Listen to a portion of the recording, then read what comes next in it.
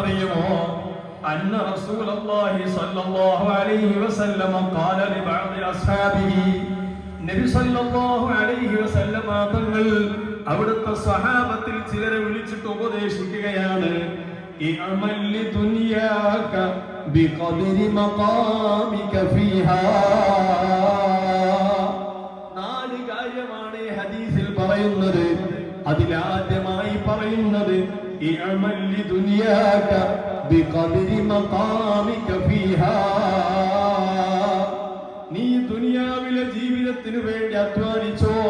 ഇവിടെ എത്ര കാലം ജീവിക്കുമെന്നതിനെ കുറിച്ച് നല്ല ബോധം ഉണ്ടാകുന്നതോടുകൂടെ കാലകാലം നീ ഇവിടെ ജീവിക്കുമോ? ഒരിക്കലും തന്നെ ഇല്ല. ഇഅമൽ ലിദുനിയാക ബിഖദരി മഖാമിക ഫീഹാ. ദുനിയാവിലെ ജീവിതകാലം നിനക്ക് കുറഞ്ഞ സമയമേ ഉള്ളൂ. നബി സല്ലല്ലാഹു അലൈഹി വസല്ലം തങ്ങൾ പറഞ്ഞല്ലോ, ദീർഘമായ ഒരു യാത്രയിലാണ് മനുഷ്യൻ. ആദം നബി അലൈഹി സ്വലാത്തു വസ്സലാമിന്റെ മുതുകിലൂടെ തുടങ്ങിയ യാത്രയാണ്. ആ യാത്ര ചെയ്തു ഉമ്മയുടെ ഗർഭപാത്രത്തിൽ 10 മാസക്കാലം ജീവിച്ചു. പിന്നെ പുറത്തിറങ്ങിയതാണ്. ഈ ഭൗതിക ലോകത്തുള്ള യാത്രയുണ്ടല്ലോ, ഒരു കുറഞ്ഞ സമയമാണ്. നബി സല്ലല്ലാഹു അലൈഹി വസല്ലം തങ്ങൾ പറഞ്ഞു, സുദീർഘമായ ഒരു യാത്രയിൽ കുറഞ്ഞ സമയം തണൽ കിട്ടാൻ വേണ്ടി ഒരു മരച്ചുവട്ടിൽ ഇരിക്കുന്നത് പോലെ കുറഞ്ഞ സമയമേ ഭൗതിക ലോകത്ത് എന്റെ ജീവിതമുള്ളൂ. കാരണം ഇവിടെ നിന്നങ്ങോട്ട് പിരിഞ്ഞാൽ മനുഷ്യനെല്ലാം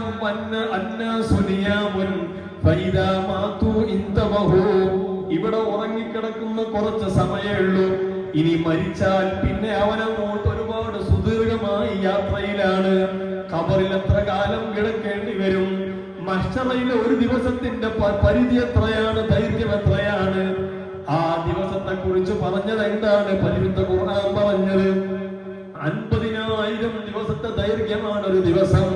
ഫീ യൗമിൻ കാന മിഖ്ദാറുഹു 50,000 സന.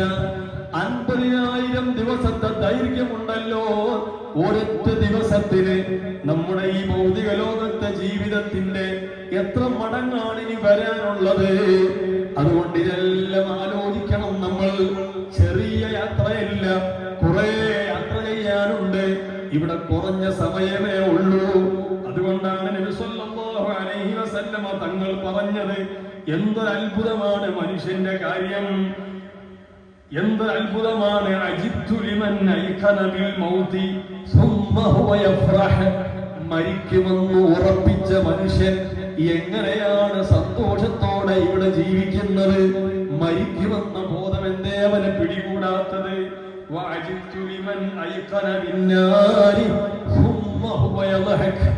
നരകമുണ്ടെന്ന് വിശ്വസിക്കുന്ന മനുഷ്യൻ പിന്നെ എങ്ങനെയാണ് പൊട്ടിച്ചിരിക്കുന്നത്?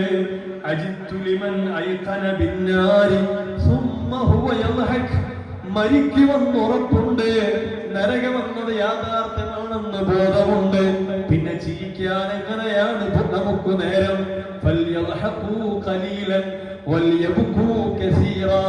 കുറെ സമയം കരയാനാണ് ഖുർആൻ പറയുന്നത്. പൊട്ടിച്ചിരിക്കാൻ നമുക്കിവിടെ അവസരമേ ഇല്ല. നമ്മൾ എന്തൊരു ചിരിയാണ്! വാട്സപ്പിൽ ഇന്നെടുത്തു നോക്കിയാൽ എന്തെല്ലാം ചിരിക്കാനുള്ള വാർത്തകളുണ്ട്. റീൽസ് കാണുമ്പോൾ അറിയാതെ പൊട്ടിച്ചിരിച്ചു പോവുകയാണ്. മരിക്കുമെന്ന് ബോധം വേണം, നരകമുണ്ടെന്നുള്ള ചിന്ത വേണം.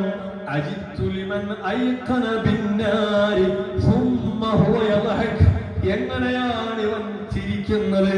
നരകമുണ്ടെന്നുള്ള വിശ്വാസമില്ലേ? ആ നരകത്തിലെ പ്രത്യേകത എന്താണ്? കുല്ലമാ നളജതു ജുലൂദുഹും ബദ്ദൽനാഹും ജുലൂദൻ ഗൈറഹാ ലിയദൂഖുൽ അദാബ്. സൂറത്തുൻ നിസായിൽ അല്ലാഹു പറഞ്ഞതാണ്, ഓ മനുഷ്യ, നരകത്തിലങ്ങ് ചെന്നാൽ ഈ ചെറിയ മനുഷ്യരായ നമ്മൾ വലിയ നരകത്തിലേക്ക് എടുത്തെറിയപ്പെട്ടാൽ നമ്മൾ ഈ കാണുന്ന തീയിൽ ഈയാമ്പാറ്റകൾ വന്നതുപോലെ സെക്കൻഡ് കൊണ്ടങ്ങ് തീർന്നു പോകും. മനുഷ്യനെ അങ്ങനെയല്ല നരകത്തിൽ അല്ലാഹു ഇടുന്നത്. വലിയ ശരീരം നൽകി നരകത്തിൽ അവനെ ഇഞ്ചിഞ്ചായി അവൻ അനുഭവിപ്പിക്കും. അങ്ങനെ മനുഷ്യൻ അങ്ങനെ ഒരുങ്ങി തീർന്ന് ഞാനിപ്പോ ഇല്ലാതെയാകുമെന്ന് വിചാരിക്കുന്ന ഒരു ഘട്ടമെത്തുമ്പോൾ ആ മനുഷ്യന്റെ ശരീരം പഴയതുപോലെ അല്ലാഹു ആക്കുന്നു. കുല്ലമാ നضجت ജുലൂദുഹും ബദ്ദൽനാഹും ജുലൂദൻ ഗൈറഹാ. ഒരു മനുഷ്യന്റെ ശരീരം നരകത്തിൽ വീണ് കരിഞ്ഞ് തീർന്നു കിട്ടാൻ നേരം ആ മനുഷ്യൻ ഇങ്ങനെ ആശ്വസിക്കും, ഇതങ്ങ് തീർന്നാൽ കഴിഞ്ഞല്ലോ എന്റെ ശിക്ഷയെന്ന്. തീരുന്നില്ല. പഴയതിനേക്കാൾ നല്ല ശരീരം കൊടുത്ത് ആ ശരീരത്തിന് അല്ലാഹ് നരകം അനുഭവിപ്പിക്കുകയാ. ആ നരകമുണ്ടെന്നു ചിന്തിക്കുന്ന മനുഷ്യൻ എങ്ങനെ പിന്നെ പൊട്ടിച്ചിരിക്കുന്നു? മനുഷ്യന് ചിരിക്കാൻ പറ്റില്ല. അതുകൊണ്ടാണ് നബി സല്ലല്ലാഹു അലൈഹി വസല്ലമ തങ്ങൾ പറഞ്ഞത്, നിങ്ങൾ നല്ല ബോധത്തോടെ ജീവിക്കണം, അല്ലാഹുവിനുള്ള ചിന്ത വേണം. വഅജിത്തു ലിമൻ റആ വഅലിമ ഫനാഅ ദുനിയാ ثم يطمئن إليها ഇഅമൽ ലിദുനിയാക ബിഖദ്രി മഖാമിക ഫീഹാ എന്ന നേരത്തെ നബി തങ്ങൾ പറഞ്ഞില്ലേ, ഇവിടെ ജീവിക്കുന്ന കാലം കുറഞ്ഞ സമയമാണെങ്കിൽ ആ സമയത്തേക്കുള്ളത് ഉണ്ടാക്കാൻ വേണ്ടി അധ്വാനിച്ചാൽ മതി.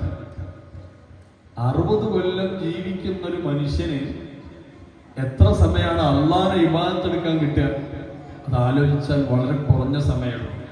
മഹാനായ അലി ഇബ്നു അബീ ത്വാലിബ് തങ്ങൾ പറയുന്നുണ്ട്, ഒരു മനുഷ്യൻ 60 കൊല്ലം ജീവിച്ചാൽ ഏകദേശം 30 കൊല്ലം അവന്റെ രാത്രി സമയമാണ്. അവൻ ഉറങ്ങി തീർന്നിട്ടുണ്ടാവും. പിന്നെയുള്ള 30 വർഷമാണ് സജീവമായിട്ട് അവന് പകല് കിട്ടിയിട്ടുണ്ടാവുക. ആ പകലിലെ 15 വർഷത്തിൽ കൂടുതൽ സമയം അവൻ അധ്വാനിക്കാനും വീട്ടുകാർക്കും മക്കൾക്കും വേണ്ടി ജോലി ചെയ്യാൻ വേണ്ടി പോയതായിരിക്കും. പിന്നെ കിട്ടിയ കുറഞ്ഞ സമയം കുറെ കാലം രോഗിയായി, കുറെ കാലം വാർദ്ധക്യത്തിന്റെ ബുദ്ധിമുട്ട് അനുഭവപ്പെട്ടു, അങ്ങനെ തീർന്നു പോകും. ഒരു 60 കൊല്ലം ജീവിച്ച മനുഷ്യന്റെ ജീവിതത്തിലെ അള്ളാഹുവിന് വേണ്ടി ചെയ്ത ഇബാദത്ത് എടുത്തു നോക്കുകയാണെങ്കിൽ കുറഞ്ഞ കാലം ഉണ്ടാകൂ എന്ന് അലി ഇബ്നു അബീ ത്വാലിബ് റളിയല്ലാഹു അൻഹു പറയുന്നുണ്ട്. ഇദാ ആശൽ ഫതാ 60 ആമ വനിസ്ഫു നിസ്ഫി തംഹഖുഹു ലയാലി.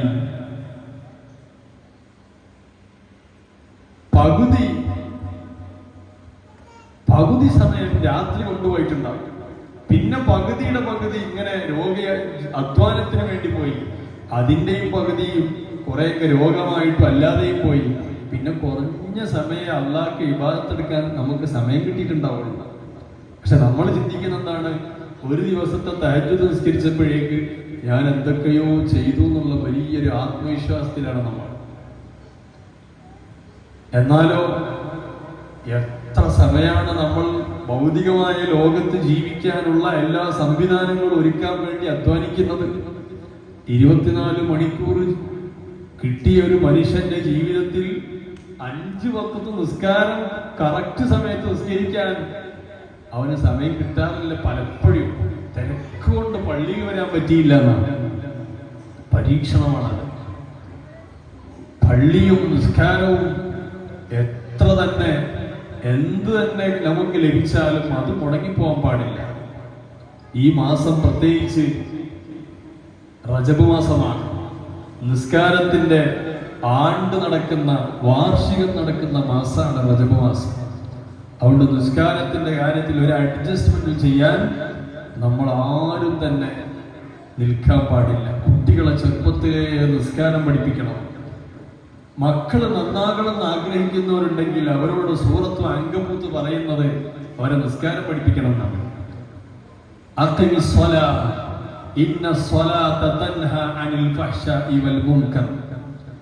നിസ്കാരം നിലനിർത്തൂ, എന്നാൽ സർവ തിന്മകളിൽ നിന്നും അവന് സംരക്ഷിക്കപ്പെടുമെന്ന് പരിശുദ്ധ ഖുർആൻ സൂറത്ത് അങ്കബൂത്തിൽ പറഞ്ഞത്. അപ്പൊ മക്കളൊക്കെ ഇപ്പോ നമ്മളെ പിടിയിൽ കിട്ടുന്നില്ല. നമ്മളൊക്കെ കോളേജിൽ പഠിപ്പിക്കുന്നവരാണ്. ഇപ്പൊ 8ാം ക്ലാസ്സിലേക്കാണ് അഡ്മിഷൻ കൂടുതൽ. നേരത്തെ +1 ഇപ്പൊ 8ാം ക്ലാസ്സിലേക്കാണ് അഡ്മിഷൻ കൂടുതൽ വരുന്നത്. കാരണം രക്ഷിതാക്കൾ പറയുന്നത് 10 കഴിഞ്ഞാൽ പിന്നെ അവനെ കിട്ടില്ല. അതുകൊണ്ട് 8ാം ക്ലാസ്സിലേക്ക് തന്നെ അഡ്മിഷൻ വേണം. കഴിഞ്ഞ വർഷമൊക്കെ 8ാം ക്ലാസ്സിലേക്ക് ഒരുപാട് അഡ്മിഷൻ വന്നു. അപ്പൊ ചെറിയ പ്രായത്തിൽ തന്നെ കുട്ടികൾ എന്തെല്ലാമോ കണ്ടു വളർന്നു പോവുകയാണ്. അതുകൊണ്ട് അവർ 10 എത്തുമ്പോഴേക്ക് സ്വന്തമായി തീരുമാനമെടുക്കും. അപ്പൊ 8ലെ അവരെ കൊണ്ട് ചേർക്കണം എന്ന് ചിന്തിക്കുന്നിടത്തേക്ക് രക്ഷിതാക്കൾ എത്തുകയാണ്. അള്ളാഹു നമ്മളൊക്കെ മക്കളെ നന്നാക്കി തെരുമാറാവട്ടെ. മക്കൾ വല്ലാത്ത സൗഭാഗ്യമാണ്. ആ മക്കൾ നല്ല മക്കളായാൽ, ഇല്ലെങ്കിൽ ആ മക്കൾ ഫിത്തനയുമാണ്. പരിശുദ്ധ ഖുർആൻ തന്നെ പറഞ്ഞത്. അള്ളാഹു നമ്മുടെ മക്കളൊക്കെ നമുക്ക് സീനത്താക്കി തെരുമാറാവട്ടെ. 2 ലോകത്തേക്കുള്ള സീനത്താക്കി അള്ളാഹു നമ്മളെ മക്കളെ മാറ്റി തെരുമാറാവട്ടെ.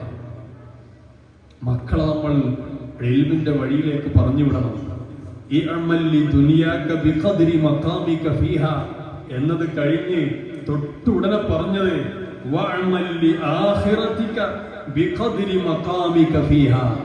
ആഖിറത്തിക്ക് വേണ്ടി നീ പണിയെടുക്കണം. അവിടെ എത്ര കാലം ജീവിക്കുമെന്ന ചിന്തയോടുകൂടെ. ഇവിടെ ജീവിക്കുന്നതിന്റെ ഇരട്ടി ഇരട്ടി ഇരട്ടി ഇരട്ടി എത്രയാണ് നമ്മൾ ആഖിറത്തിൽ ജീവിക്കേണ്ടത്. സ്വർഗത്തിലാണെങ്കിലും നരകത്തിലാണെങ്കിലും ഖാലിദൻ മുഖല്ലദൻ ഫീഹ അബദാണ്. പിന്നെ നാശല്ല, പിന്നെ മനുഷ്യന് പിന്നൊരു ഇല്ലായ്മ ഉണ്ടാകുന്നില്ല, പിന്നെ കാലകാലമാണ്. ആ കാലകാലം ജീവിക്കേണ്ട സ്വർഗത്തിലേക്ക് ഇവിടുന്ന് കുറച്ച് പണിയെടുത്താൽ പോരാ, കൂടുതൽ പണിയെടുക്കേണ്ടത് ആഖിറത്തിലേക്ക് വേണ്ടിയാണ്. അതിന് നമ്മളെടുത്ത പണി ചിലപ്പോൾ മതിയാകില്ല. നമുക്ക് വേണ്ടി പണിയെടുക്കുന്ന മക്കളെ ഖിയാമത്ത് നാൾ വരെ നമ്മൾ ഉണ്ടാക്കി വെക്കണം. അത് വളരെ പ്രധാനപ്പെട്ട ഒരു പോയിന്റാണ്.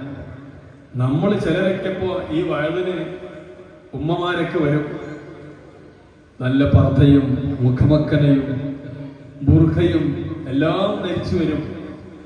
അവരെ പെൺമക്കൾ ചിലപ്പോൾ പലരും വന്നിട്ടുണ്ടാവില്ല. പഴയ കാലത്തെ കേൾക്കുന്ന വയല് കേട്ട് നല്ല ആത്മീയ ബോധമുള്ള പെണ്ണുങ്ങള്, ഉമ്മമാര്, പ്രായമുള്ളവർ തന്നെ വയലിന് വന്നിരിക്കും. അവരെ മക്കൾ ചിലപ്പോൾ വയലിന് വരില്ല. അവർക്ക് ഈ ബോധം പിന്നെ എവിടെ നിന്നുണ്ടാകും? നമ്മൾ എല്ലാം മറച്ചു, എല്ലാം റെഡിയായി അങ്ങ് സ്വർഗത്തിൽ പോകാം എന്ന് വിചാരിച്ചാൽ പറ്റൂല. മക്കള് വിടൂല. നമ്മൾ അവര് നമുക്ക് വിലങ്ങുതടിയാകും. അല്ലാഹു കാത്ത് രക്ഷിക്കുമാറാവട്ടെ. അവരെ നല്ലത് പഠിപ്പിക്കണം. ഖിയാമത്ത് നാൾ വരെ നമുക്ക് വേണ്ടി ദുആ ചെയ്യുന്ന ഒരു പരമ്പര നമുക്കുണ്ടായി കിട്ടണം. ആധുനിക കവി പാടിയൊരു വരി കാണാം. തമുറു അഖാരിബി ജംബാതി ഖബ്രി കഅന്ന ഖാരിബി ലം യഅരിഫൂനി. പുതിയ കാലത്ത് മരണപ്പെട്ടു പോയ ഒരുമ്മ ഖബറിൽ വെച്ച് പാടുന്നത് പോലെ കവി അതിന് 2 വരി കവിതയാക്കുകയാണ്. തമുറു അഖാരിബി ജംബാതി ഖബ്രി. എന്റെ ഖബറിന്റെ പരിസരത്തുകൂടെ എന്റെ മക്കളും പേരമക്കളും ഇങ്ങനെ നടന്നു പോകുന്നു. കഅന്ന ഖാരിബി ലം യഅരിഫുനി. ഇവിടെ കിടക്കുന്ന ഞാന് അവരുമായി എന്തോ ഒരു ചെറിയ ബന്ധം പോലും ഉണ്ടെന്ന് ആ പോകുന്ന മക്കൾക്കോ പേരമക്കൾക്കോ അറിയുന്നില്ല എന്ന് ഖബറിൽ കിടന്ന് വിഷമിക്കുന്ന ഒരു ഉമ്മയുടെ ഒരു വല്ലാത്ത വേദനിക്കുന്ന അഭിപ്രായത്തെ കവിതയാക്കുകയാണ്. എത്രയോ ആളുകൾ ഇന്ന് അനുഭവിക്കുന്നില്ലേ അത്? സുന്നത്ത് ജമാഅത്തിന്റെ ആദർശത്തിൽ നല്ല അടിയുറച്ചു ജീവിക്കുന്ന മക്കൾ വേണം നമുക്ക്. ആ ഈമാനുള്ള മക്കൾ വേണം. അതിന് നമ്മുടെ ഈ മദ്രസ സ്ഥാപനത്തിൽ മക്കൾ വന്ന് പഠിക്കണം. ഇവിടുത്തെ പഠനം കഴിഞ്ഞ് അവരെ നല്ല ഈമാനും തഖ്വയും വർദ്ധിക്കാൻ പറ്റുന്ന നല്ല ഒരുപാട് സാഹചര്യങ്ങളുള്ള ക്യാമ്പസുകളുണ്ട് നമ്മുടെ ഈ കൊച്ചു കേരളത്തിൽ. അനുഗ്രഹീതരാണ് നമ്മൾ. നമ്മുടെ ഉസ്താദുമാർ എത്രയോ കഠിനാധ്വാനം ചെയ്ത് അവരധ്വാനിച്ചുണ്ടാക്കി വെച്ച ഒരു വലിയ ദീനിയായ ഒരു ചിട്ടയുണ്ട് നമ്മുടെ നാട്ടിൽ. കേരളത്തിന് പുറത്തു പോയാലും നമ്മൾ കാണില്ല. അറിവെന്നത് അവിടെ തൊട്ടുതീണ്ടിയിട്ടില്ല. ചെറിയ കുഞ്ഞുങ്ങൾ വരെ ഏതെങ്കിലും പശുവിന്റെയോ മറ്റു മൃഗങ്ങളുടെയും പിന്നാലെ പോവുകയാണ്. നിങ്ങൾ ഉത്തരേന്ത്യയിലൊന്നും പോയി നോക്കൂ. അവിടെയുള്ള മക്കൾക്ക് അറിവില്ല. നിസ്കരിക്കാൻ അവർക്ക് ഫാത്തിഹ അറിയില്ല. പേര് വലിയ പേരാണ്. അമീറുൽ മുഅ്മിനീൻ എന്നാണ് പേര്, അല്ലെങ്കിൽ നൂറുൽ ഈമാൻ എന്നാണ് പേര്. പേര് കേട്ടാൽ വലിയ ഈമാനും തഖ്വയുള്ള വലിയ പേരാണ്. പക്ഷെ ദീനിനെ കുറിച്ചൊന്നും അറിയില്ല. നമ്മൾ എത്ര സൗഭാഗ്യവാന്മാരാണ്. നമ്മുടെ ഉലമാവ് താജുൽ ഉലമയും നൂറുൽ ഉലമയും സുൽത്താനുൽ ഉലമയും കൻസുൽ ഉലമയും തുടങ്ങിയ മഹത്തുക്കളായ പണ്ഡിതന്മാർ ഇവിടെ ഉണ്ടാക്കി വെച്ചൊരു സംസ്കാരമുണ്ട്, വിപ്ലവങ്ങളുണ്ട്. ദീനിയായ ശിആറുകൾ അല്ലാതെ നീലിച്ചു നിൽക്കുന്നുണ്ട്. പഠിക്കാൻ അവസരങ്ങളുണ്ട്. ഇന്ന് ദീന് പഠിക്കുന്ന വിദ്യാർത്ഥികൾക്കെല്ലാമായി തീരാൻ പറ്റും. നിങ്ങൾ പത്രം വായിക്കുന്നവരാണല്ലോ, സോഷ്യൽ മീഡിയ അറിയുന്നവരാണല്ലോ. ഇന്ന് എത്രയോ പണ്ഡിതന്മാർ അഡ്വക്കറ്റുമാരാകുന്നുണ്ട്. എത്രയോ പണ്ഡിതന്മാര് ലോകത്തെ വ്യത്യസ്ത യൂണിവേഴ്സിറ്റികളിൽ വലിയ PhD-യും പോസ്റ്റ് ഡോക്ടറലും പഠിക്കാൻ വേണ്ടി പോകുന്നവരുണ്ട്. കോടിക്കണക്കിന് രൂപ സ്റ്റൈപ്പൻഡ് വാങ്ങിയിട്ട് അമേരിക്കയിൽ പഠിക്കാൻ പോയ നമ്മുടെ പണ്ഡിതന്മാരായ സഹോദരങ്ങളുണ്ട്. ഈ അടുത്ത് CA നേടി ചാർട്ടേഡ് അക്കൗണ്ട് മാനേജ്മെന്റ് മേഖലകളിൽ വലിയ സ്ഥാനം നേടിയ നല്ല സഖാഫിമാരുണ്ട്, നൂറാരിമാരുണ്ട്, പണ്ഡിതന്മാരുണ്ട്. ഇന്നെല്ലാം ഈ വേഷത്തിൽ തന്നെ നേടാനുള്ള സാഹചര്യമുണ്ട്. ഭൗതികമായത് ലഭിക്കാൻ വേറെ എങ്ങോട്ടോ പറഞ്ഞു വിടണമെന്ന് നമ്മൾ ആലോചിക്കരുത്. ദീനിയായ ശിആറോടുകൂടെ, ആത്മീയമായ ബോധത്തോടുകൂടെ ഭൗതികമായ ഏത് സ്ഥാനവും എത്തിപ്പിടിക്കാനുള്ള അവസരങ്ങൾ നമ്മുടെ മുന്നിൽ തുറന്നിരിക്കെ, മലർക്ക തുറന്നിരിക്കെ നമ്മളിതറിയാതെ പോവരുത്. നമ്മളെ മക്കളെ കൃത്യമായ സമയങ്ങളിൽ നന്മയിലേക്ക് അവരെ ഡൈവേർട്ട് ചെയ്യിപ്പിക്കണം. 8ാം ക്ലാസ് എത്തിയാൽ നല്ല സ്ഥാപനങ്ങളിൽ പറഞ്ഞുവിടാൻ പറ്റുന്നവരെ, താല്പര്യമുള്ള മക്കളെ പറഞ്ഞുവിടണം. SSLC കഴിഞ്ഞാൽ അവന് പഠിക്കാനുള്ള ഒരുപാട് ഇടങ്ങളുണ്ട്, അവരെ പഠിപ്പിക്കണം. ആ മക്കളെ നമുക്ക് ഉപകരിക്കൂ. ഉമ്മ, പ്രിയപ്പെട്ട ഉപ്പ, മാസത്തിന് 2 ലക്ഷം രൂപ ഭൗതിക ലോകത്ത് നിങ്ങൾക്ക് കൊണ്ടുതരുന്ന മകനോട് ഏറെ സ്നേഹമില്ലേ നിങ്ങൾക്ക്? എന്നാൽ ഇതിനേക്കാൾ ആവശ്യം എപ്പോഴാണ്? നേരത്തെ ഞാൻ പറഞ്ഞില്ലേ, കബറിൽ കിടക്കുമ്പോൾ ഒരു സലാം കിട്ടലാണ്. ഇത് വേണം. ആ ബോധമുള്ള മക്കൾ വളർന്നു വരണം. അതിനവരെ നല്ല ദീനിയായ പഠനങ്ങൾ കൊടുക്കണം. എത്രത്തോളമാണെന്നറിയുമോ? ഒരു മനുഷ്യൻ വെള്ളിയാഴ്ച ദിവസം വീട്ടിൽ നിന്ന് കുളിച്ച് ഫ്രഷായി അവൻ പള്ളിയിലേക്ക് വരുന്നു. പള്ളിയിലെ ജുമാ നിസ്കാരം കഴിഞ്ഞ് ഖബർസ്ഥാനിലെ മരണപ്പെട്ടുപോയ ഉമ്മയുടെ ഖബർ സിയാറത്ത് ചെയ്യുന്നു. ഇതൊരു ചെറുപ്പക്കാരന്റെ പതിവാണെങ്കിൽ കിതാബുകളിൽ കാണാം. ആ വെള്ളിയാഴ്ച ദിവസങ്ങളാകുമ്പോഴേക്ക് ഈ ഖബറിലുള്ള ഉമ്മാക്ക് അന്ന് വലിയൊരു ആനന്ദമായിരിക്കും. അവർക്ക് നേരത്തെ അറിയാൻ കഴിയും, ഇന്ന് വെള്ളിയാഴ്ചയാണ്, എന്റെ മകൻ കുളിച്ചു ഫ്രഷാകുന്നുണ്ട്, അവൻ നല്ല വസ്ത്രം ധരിക്കുന്നുണ്ട്, അവൻ പള്ളിയിലേക്ക് വരുന്നുണ്ട്, ജുമുഅ കഴിഞ്ഞാൽ എന്നെ അവൻ സന്ദർശിക്കാൻ വരും. ഈ സന്തോഷം ഖബറിൽ വലിയ സന്തോഷത്തോടെ ഓരോ വെള്ളിയാഴ്ചയും ഈ ഉമ്മ കാത്തിരിക്കും. ഈ ഉമ്മ മാത്രമല്ല, ഞാനാണ് പോകുന്നതെങ്കിൽ എന്റെ കുടുംബത്തിലേതോ ഒരാളുടെ ഖബർ സന്ദർശിക്കാനാണ് ഞാൻ പോകുന്നതെങ്കിലും ആ ഖബർസ്ഥാനിലുള്ള മുഴുവൻ ഖബറാളികളും അന്നേറെ ആനന്ദിക്കുമെന്ന് പണ്ഡിതന്മാർ കിതാബിൽ രേഖപ്പെടുത്തിയിട്ടുണ്ട്. അതുകൊണ്ട് മാസത്തിൽ 2-3 ലക്ഷം സാലറി വാങ്ങിയിട്ട് നിങ്ങൾക്ക് ഇങ്ങനെ അയച്ചു തരുന്ന മകനോടുള്ള സ്നേഹം വേണം. ആ സ്നേഹം, അതിനേക്കാൾ നിങ്ങൾക്ക് ആഗ്രഹം വേണ്ടത് നാളെ ഞാൻ കിടക്കുമ്പോൾ എനിക്ക് വേണ്ടി ഫാത്തിഹ ഓതുന്ന മകൻ വേണമെന്നാണ്. അതുകൊണ്ട് മക്കളെ നന്നായി പഠിപ്പിക്കണേ. ഇന്ന് എല്ലാ സ്ഥലങ്ങളിൽ വഴുതിന് പോയാലും മക്കളെ കാര്യത്തിൽ ദുആ ചെയ്യണേ എന്ന് പറയാനാണ് മാതാപിതാക്കൾ അധികവും സമയമെടുക്കുന്നത്. കാരണം പ്രായം ഇങ്ങനെ ചെറുതായി വരുന്നതിനനുസരിച്ച് ഇന്ന് കുട്ടികൾ വീട്ടിൽ വരുന്ന സമയം വൈകുകയാണ്. 40 വയസ്സുള്ള മകൻ 10 മണിക്ക് വീട്ടിലെത്തുന്നെങ്കിൽ 30 വയസ്സുകാരൻ 11 മണിയാണ്. 20 വയസ്സുള്ളവൻ 12 മണി പുരോഗതിക്കാണ് വരുന്നത്. അവന്റെ എല്ലാ വിഷയങ്ങളിലും മാറ്റം വരുന്നു. ഇന്നെല്ലാം മാറിക്കൊണ്ടിരിക്കുന്നു. അതുകൊണ്ട് കൃത്യമായ അവബോധം വേണം നമ്മുടെ മക്കൾക്ക്. അതിന് നല്ല ഇടങ്ങളിലേക്ക് അവരെ എത്തിക്കണം. ദീന് പഠിക്കാൻ അവസരമുണ്ടാക്കണം. ചിലപ്പോൾ SSLC വരികയാണല്ലോ, മദ്രസയിൽ കുട്ടികൾ SSLC ആകുമ്പോഴേക്ക് പിന്നെ അവരെ മദ്രസ പഠനം നിന്നു. പല സ്ഥലത്തുള്ളതാണ്. SSLC മാർക്ക് കിട്ടണം, അതിന് മദ്രസ ഒഴിവാക്കണം. കുട്ടികളെ മദ്രസ നിർത്തിക്കും. ഈ കുട്ടി മദ്രസയിൽ 7ാം ക്ലാസ് കൊണ്ട് എന്താണ് പഠിച്ചിട്ടുണ്ടാവുക? +2 വരെ പഠിച്ചാൽ തന്നെ ഇനി എത്ര പഠിക്കാണ്ട്. അതുകൊണ്ട് മക്കളെ നന്നായിട്ട് നമ്മൾ പഠിപ്പിക്കണം. SSLCയിൽ ഒരു മാർക്ക് കിട്ടും, രണ്ടും കൂടെ പഠിച്ചാലും നല്ല മാർക്ക് കിട്ടും. അൽഹംദുലില്ലാഹ്, നല്ല മദ്രസ ഇവിടെ, എന്ത് സൗകര്യമുള്ള സ്ഥലമാണ്. അല്ലാഹുവിന്റെ വലിയ അനുഗ്രഹം കൊണ്ട് പല നാട്ടിലില്ലാത്ത വലിയ സൗകര്യമാണ് ഈ നാട്ടിലെ മദ്രസയും സംവിധാനവും. എത്രയാണ് നമ്മൾ അതിന് ശുക്ർ ചെയ്യേണ്ടത്. ആ നിലയ്ക്ക് ഇവിടെ മദ്രസ വലിയ സൗധമുണ്ടാകുമ്പോൾ നമ്മളെ മക്കളെല്ലാവരും മദ്രസ പഠിക്കണം. എല്ലാവരും ദീനിന്റെ വിഷയത്തിൽ വലിയ 1ാം സ്ഥാനം കൊടുക്കണം. നമ്മൾ തന്നെ ചിലപ്പോ അതത്ര മതി, ഈ മദ്രസ പോണ്ടെന്ന് പറഞ്ഞാൽ കുട്ടിക്ക് ഈ വിഷയത്തോട് അത്രേ കാണും ഗൗരവം.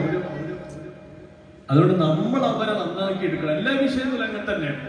ഒരു 5 വയസ്സുള്ള കുട്ടി നിസ്കരിക്കാൻ വേണ്ടി തിരക്ക് കൂടിയാൽ ഇപ്പോഴൊന്നും നിസ്കരിക്കണ്ടെന്ന് നീ പറയരുത്.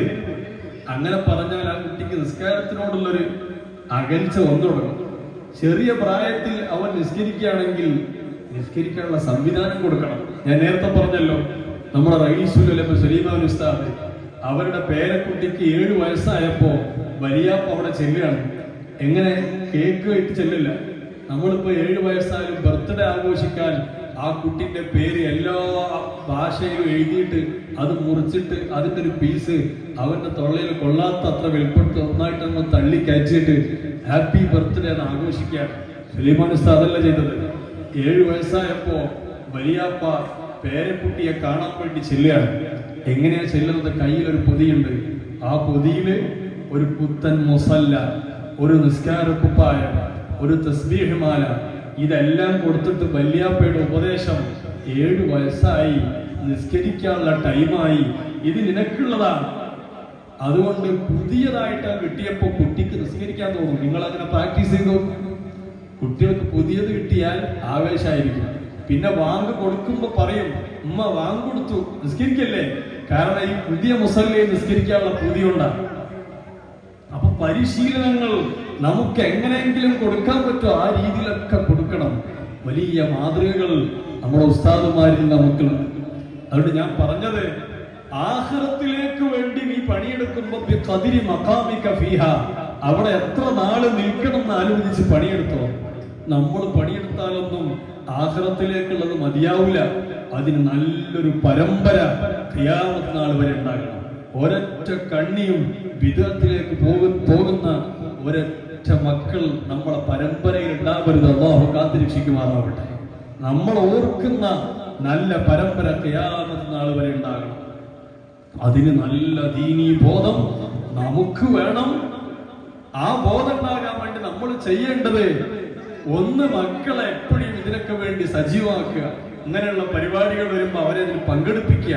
നാട്ടിൽ കുത്തുബിയത്ത് നടന്നാലും, ദിക്ർ ഹൽക്ക നടന്നാലും, മഹ്ദറത്തുൽ ബദരിയ നടന്നാലും, റിഫായി റാത്തിബ് നടന്നാലും, അതിലൊക്കെ നമ്മൾ മാത്രം വരിക എന്നുള്ളതല്ല, എല്ലാ മക്കളെയും കൂടെ കൊണ്ടുവരണം. നമ്മളൊക്കെ ഇത് എങ്ങനെയാ പഠിച്ചത്? നമ്മുടെ വലിയ അപ്പ നമ്മൾ ചെറിയ കുട്ടിയായ സമയത്ത് കൈപിടിച്ച് ഇതുപോലെ മജ്‌ലിസ് കൊണ്ടുവന്നത് കൊണ്ടാണ്. അവരെ പഠിപ്പിക്കണം.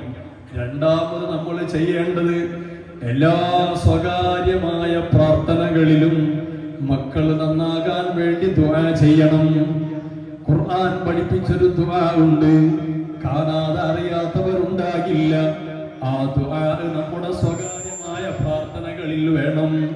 റബ്ബനാ ഹബ് ലനാ മിൻ അസ്വാജിനാ വദുർരിയാതിനാ ഖുർറത അഅ്യുനിൻ വജഅൽനാ ലിൽമുത്തഖീന ഇമാമാ. ഈ ദുആ നമ്മളെപ്പോഴും ദുആ ചെയ്യണം. തഹജ്ജുദിന് എഴുന്നേറ്റുള്ള ദുആ, ആ ദുആയിൽ ഇത് വേണം. ദുആ നിസ്കരിച്ചുള്ള പ്രാർത്ഥനയിൽ ഇത് വേണം. എല്ലാ നല്ല ദുആകളിലും റബ്ബനാ ഹബ് ലനാ മിൻ അസ്വാജിനാ വദുർരിയാതിനാ ഖുർറത അയുനിൻ വജഅൽനാ ലിൽമുത്തഖീന ഇമാമാ. പടച്ചവനെ, ഞങ്ങളെ ഭാര്യ ഭർത്താക്കന്മാർ, ഞങ്ങളെ മക്കൾ, ഞങ്ങളെ കൺകുളിർമയാക്കി തരണേ അല്ലാഹ്. അവർക്കെല്ലാം മാതൃകയായി നിൽക്കാൻ പറ്റുന്ന ഏറ്റവും നല്ല അത്ഖയായ തഖ്വയുള്ളവരിൽ അത്യുന്നതരായ ആളുകളിൽ എന്നെ ഉൾപ്പെടുത്തണേ എന്ന ഈ പ്രാർത്ഥന മുഅ്മിനായ മനുഷ്യൻ എപ്പോഴും ദുആ ചെയ്യണം. ഓക്കെ ഉസ്താദിന്റെ ദുആ എപ്പോഴും ഈ ദുആ ഉണ്ടാകാറുണ്ട് എന്ന് അവിടുത്തെ ശിഷ്യന്മാര് പറഞ്ഞത് ഓർമ്മിക്കാറുണ്ട്. ഓക്കെ ഉസ്താദിന്റെ ഏത് ദുആയിലും അല്ലാഹുമ്മ റബ്ബനാ ഹബ് ലനാ മിൻ അസ്വാജിനാ വദുർരിയാതിനാ ഖുർറത അയുനിൻ വജഅൽനാ ലിൽമുത്തഖീന ഇമാമാ എന്ന ദുആ ഉണ്ടാവും. അതുകൊണ്ട് എന്താണ് സംഭവിച്ചത്? അവിടുത്തെ ആൺമക്കൾ എല്ലാവരും വലിയ പണ്ഡിതന്മാരായി മാറി, നല്ല പണ്ഡിതന്മാരായി. ആ മക്കളെല്ലാവരും അവിടത്തേക്ക് ഉപകരിക്കുന്ന രൂപത്തിൽ മക്കളായി മാറി. നമ്മളും നമ്മുടെ മക്കൾ നന്നാകാൻ വേണ്ടി നന്നായി പ്രാർത്ഥിക്കണം. പ്രാർത്ഥന എത്ര നടത്തിയാലും അത് കൂടൂല. അതുകൊണ്ട് ദുആ അത് മനുഷ്യന്റെ, മുഅ്മിനായ മനുഷ്യന്റെ ആയുധമാണ്, സിലാഹുൽ മുഅ്മിൻ. ആ ആയുധം നമ്മൾ മുറുകെ പിടിക്കണം, എപ്പോഴും ദുആ ചെയ്യണം. പടച്ചറബ്ബേ മക്കളെ നന്നാക്കി തരണേ എന്ന ഒരു ദുആ